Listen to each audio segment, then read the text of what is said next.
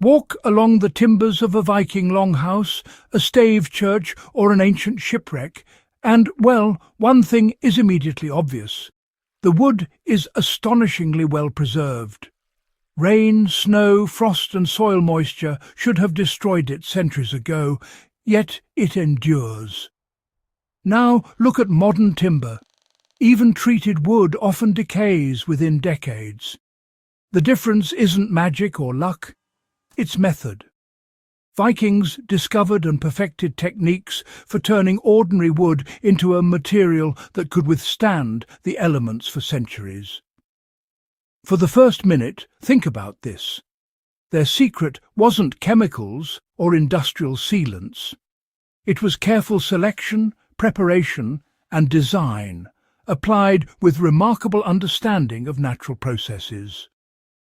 Unlocking these methods reveals lessons we can apply today to make wood last generations. Vikings began by choosing wood that naturally resists decay. The foundation of longevity starts with the right timber. Vikings preferred dense heartwood from oak, pine, larch and chestnut. Heartwood contains natural tannins and resins that repel water and inhibit fungal growth, while sapwood, high in sugars, is far more vulnerable to rot. They also timed their harvest strategically, cutting trees in winter or early spring when sap levels were low, producing timber inherently resistant to decay. Modern builders can replicate this principle by selecting slow-grown, dense species. Even small-scale projects like outdoor furniture, fencing or garden structures benefit from timber naturally inclined to resist moisture, reducing the need for chemical treatments. They shaped and prepared timber to minimize water exposure. Selection was only part of the equation. Vikings understood that water is the enemy of wood. Beams were often split along the grain rather than sawn to preserve natural fibre alignment, which reduces water absorption. Edges were beveled or rounded, and posts tapered at the top so rainwater would run off instead of pooling. These subtle design choices minimized moisture contact, which is the leading cause of rot. Today, similar strategies can be applied. Chamfering edges, rounding post tops and shaping beams for water runoff keeps wood drier and prolongs its life without chemical coatings. Even small adjustments in preparation have a major impact. They season timber slowly to stabilize it. Freshly cut wood is, well, quite unstable, prone to warping, cracking and even fungal attack. Vikings would air-dry timber for months, or sometimes even years, in ventilated storage. This slow seasoning process allowed moisture to escape evenly, stabilizing the wood's internal structure and making it far less susceptible to decay. Properly dried timber also performs better under load and holds fasteners more securely. Modern builders can, replicate this by air-drying wood before installation. Even for garden structures or outdoor furniture, taking the time to season timber dramatically increases longevity. One of the most ingenious Viking techniques was controlled heat treatment. Timber was lightly charred over embers or exposed to low heat, which drives out residual moisture, reduces sugars that fungi feed on, and hardens the outer surface. This semi-carbonized layer functions as a natural moisture barrier, strengthening the wood without chemicals.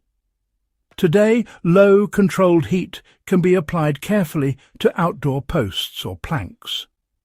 Rot-resistant wood can be produced by hardening surfaces in this way, especially when combined with natural oils or resins. They infused wood with natural oils and resins for long-lasting protection. After heating, Vikings applied substances such as pine tar, fish oil, or rendered animal fat while the timber was still warm.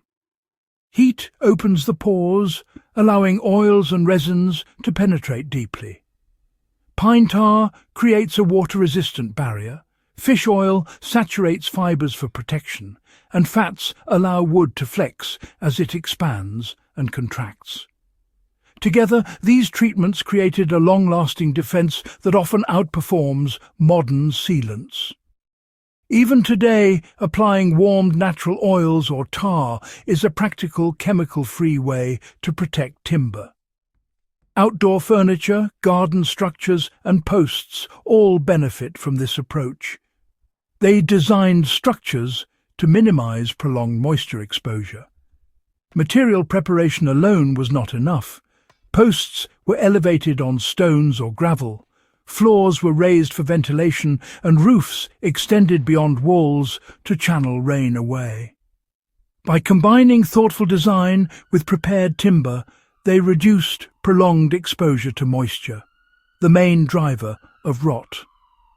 Modern builders can apply the same principles, elevating posts, allowing airflow beneath floors, and designing roof overhangs significantly reduce moisture exposure, extending the life of timber structures. The survival of Viking timber proves the method works. From longships to stave churches and medieval halls, surviving Viking timber demonstrates the effectiveness of these methods. Selection, shaping, slow drying, heat treatment, oil infusion, and moisture-conscious design created wood that endured centuries. Modern chemical sealants rarely match the combination of durability, sustainability, and effectiveness. By applying these techniques today, builders, homesteaders, and survivalists can produce timber that lasts decades or even generations. Rot is not inevitable. Using the Viking method, your wood can survive rain, snow, and time itself. If you found this exploration into Viking craftsmanship valuable, subscribe to Relic Logic and share this video with fellow enthusiasts. The wisdom of the past still offers practical lessons, and applying these methods can make your wood virtually immortal.